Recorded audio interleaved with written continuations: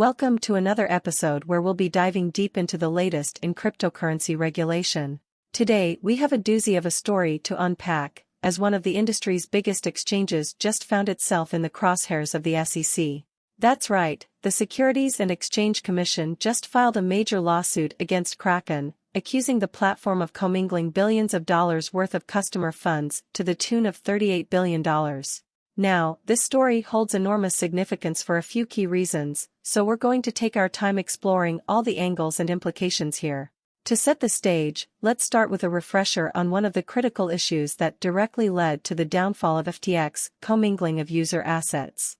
As we all sadly witnessed, founder Sam Bankman-Fried's exchange didn't properly segregate customer deposits from its own funds and related party balances over at Alameda Research.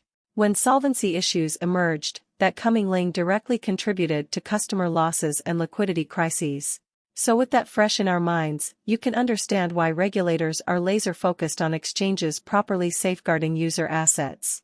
According to the SEC complaint against Kraken, the platform engaged in similar behavior that seriously jeopardized customer protections. At some points, Kraken was holding over $33 billion in crypto and $5 billion in fiat currency on behalf of users.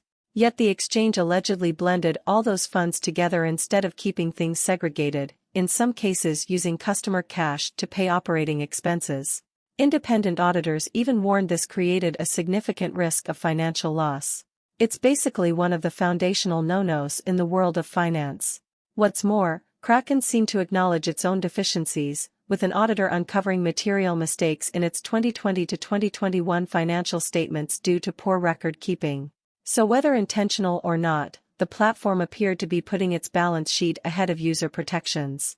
And to be clear, Kraken denies any wrongdoing, says clients never lost money, and claims it was simply spending already earned fees.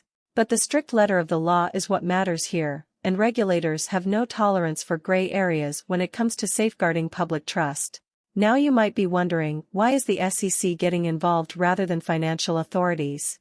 Well, like its cases against Coinbase and Binance, the Commission argues Kraken has been operating as an unregistered securities exchange, broker-dealer, and clearing agency for years. The legal debate around whether crypto truly represents securities is definitely complex, but for now, the SEC wants compliance with registration rules and a strict separation of functions like what we see on Wall Street. And Gary Gensler's agency has shown it isn't backing down from asserting oversight through litigation. Not surprisingly then, Kraken CEO David Ripley forcefully denied the SEC's claims. But he and supporters on Capitol Hill still want Congress to take action, establishing sensible guardrails rather than keeping the industry in a state of regulatory limbo ruled by enforcement actions. Sounds reasonable enough, but lawmakers have yet to find consensus on an approach. So where does all this leave us? Well, the case demonstrates regulators intend to apply a risk-based, yet conventional framework to spotty record-keeping and asset segregation practices, much as we see in traditional finance. It also serves as a reminder of just how challenging compliance can be for these rapidly evolving crypto platforms. Most importantly, this saga emphasizes why customer protection remains the top priority amidst the push for innovation. Only time will tell how the legal battle plays out, but until clearer rules exist, exchanges operate at their own peril.